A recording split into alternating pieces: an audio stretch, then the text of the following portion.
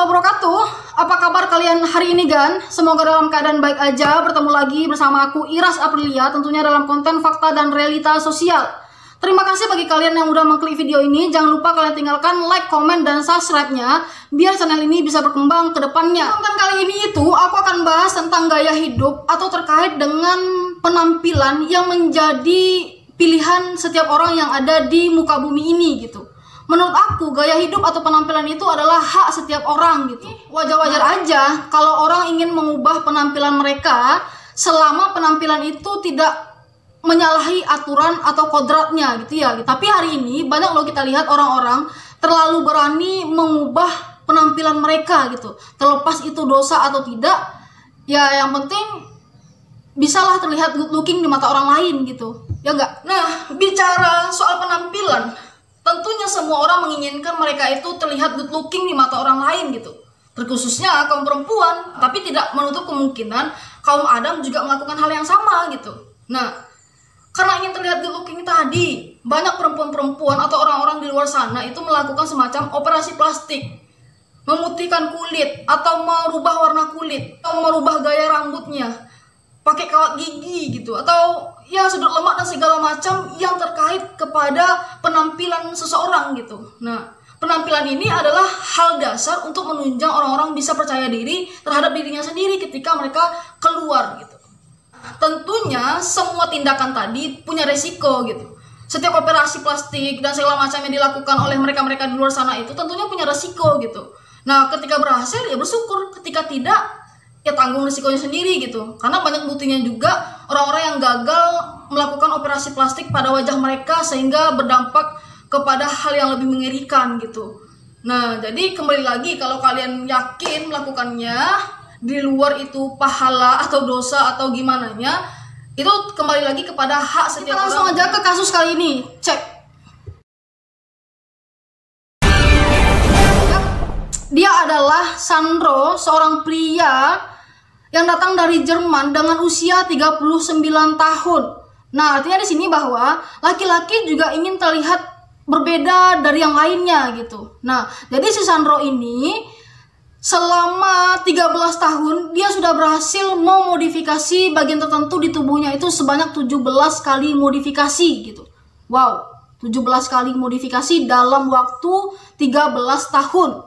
Kebayang nggak? Si Sandro ini mengaku bahwa modifikasi yang dia lakukan itu bukan hanya sekedar ingin terlihat keren dan berbeda dari yang lainnya gitu.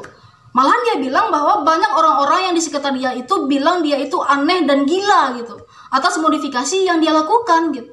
Nah, dia mengaku bahwa modifikasi yang dia lakukan ini itu murni karena keinginan hati nuraninya sendiri tanpa ada paksaan, tanpa ada rasa menyesal sama sekali atas tindakannya ini gitu. Jadi, ya seperti tadi itu adalah hak setiap orang, jadi jangan menyesal atas modifikasi yang kalian lakukan. 17 kali modifikasi di bagian tertentu tubuhnya, di mana aja gitu. Ya tato di mana-mana termasuk di bagian wajahnya, implan lengan kiri kanan, kemudian membelah lidahnya. Yang terbaru itu adalah dia memotong kedua belah kupingnya, kemudian menyimpan di toples atau di botol. Wow.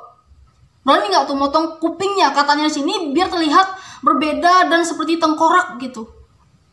Ya wajar aja orang awam bilang dia itu aneh gitu. Dimana banyaknya orang yang menginginkan penampilan mereka itu menarik, tapi Sandro di sini malah memotong kupingnya gitu. Berbeda banget dari yang lainnya. Dia juga bilang selama 13 tahun dan 17 kali modifikasi tubuhnya itu, tentunya dia mengeluarkan biaya yang sangat banyak gitu. Kalau dirupiahkan itu sekitar 118 juta rupiah. Kalau di mata uang mereka itu sekitar 6.000 pound sterling. Sangat berani dan sangat wow, keren gitu ya. Jadi Sandro sini memang betul-betul ingin melakukannya sesuai dengan kemauan hatinya. Jadi berapapun biayanya, apapun nanti resikonya, dia udah siap nanggung gitu. Nah, melihat biaya dan lama waktu yang dilakukan Sandro untuk memodifikasi tubuhnya ini, tentunya si Sandro tidak melakukannya sendiri gitu. Tentunya atau pastinya dia datang ke tenaga ahli untuk memodifikasi tubuhnya ini gitu. Nah, kata si Sandro lagi, dia belum puas, bahkan dia ingin lagi memodifikasi tubuhnya gitu. Bagian mana? Katanya sih bagian matanya. Dia ingin menato matanya atau bola matanya, kemudian ingin memotong ujung hidungnya gitu. Nah, wow, menato mata. Gimana sih caranya gitu? Penasaran? Apakah bola matanya dikeluarkan dulu kemudian ditato, atau ditato dalam keadaan kayak gitu aja gitu? Pastinya sakit banget gitu. Nah, di sekian banyak orang yang ingin hidungnya mancung, tapi di sini Sandro ingin memotong ujung hidungnya, dan itu terlihat berbeda dan aneh gitu ya. Si Sandro sangat sadar bahwa akan banyak perubahan-perubahan yang dia lalui di setiap hari-harinya gitu. Mulai dari keluarganya, teman-temannya, malahan pekerjaannya gitu. Jadi si Sandro di sini sudah siap menerima setiap risiko atas tindakannya atau atas perbuatannya gitu. Samping banyaknya teman-teman dia yang bilang dia itu aneh dan crazy, banyak juga tempat perusahaan-perusahaan yang dia coba lamar untuk bekerja di sana itu menolak dia karena penampilan dia yang seperti itu gitu. Nah, lagi-lagi si Sandro di sini bilang itu hal yang wajar gitu. Aku harus menerimanya gitu. Aku tidak bisa menyalahkan siapa-siapa karena ini adalah keputusan aku gitu. Kalau aku tidak diterima bekerja di sebuah perusahaan, itu wajar aja gitu. Perusahaan mana yang menginginkan karyawannya berbeda seperti aku gitu. Nah, jadi si Sandro ini cukup paham, cukup sadar bahwa resiko yang akan diterimanya itu atas modifikasi tubuhnya itu dia udah woles aja gitu. Udah, ya aku siap menerimanya gitu. Tapi yang Sandro bilang di sini, dia hanya butuh waktu, biar waktu yang menjawab semuanya, biar waktu yang memberikan dia ruang sehingga orang-orang di sekitar dia, bahkan tempat bekerja dia nanti itu bisa menerima dia apa adanya gitu. Karena Sandro sini juga bilang bahwa kalau dia teman yang baik, pasti teman-temannya itu bisa menerima dia apa adanya gitu. Bukan malah menghina atau bilang dia gila atau crazy dan lainnya gitu.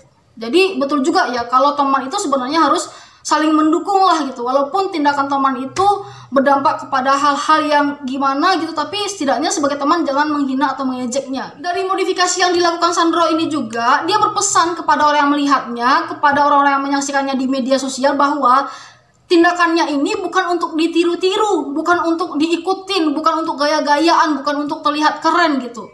Nah, biar kalian nanti tidak menyesal atas perbuatan kalian, maka lakukanlah atau putuskan sesuatu itu atas hati nurani kalian sendiri gitu. Nah, jadi si Sandro bilang bahwa jangan ikutin jejak dia, tapi kalau kalian mau, maka putuskanlah sesuai dengan kemauan hati nurani kalian gitu. Jadi si Sandro sini, ini mutlak keinginan hati dia, bukan untuk ditiru, bukan untuk gaya-gayaan, bukan untuk terlihat keren, melainkan untuk menambah kepercayaan dirinya yang mutlak lahir dari hatinya sendiri gitu. Mungkin itu dulu yang bisa aku bahas. Jika kalian punya komentar, punya pendapat, silahkan kalian tinggalkan aja di kolom komentar. Kalau kalian pun punya saran tentang sebuah kasus yang pengen aku bahas, silahkan kalian DM atau komentar aja aku di kolom komentar juga. Aku ucapkan terima kasih banyak. Assalamualaikum warahmatullahi wabarakatuh. Sampai jumpa.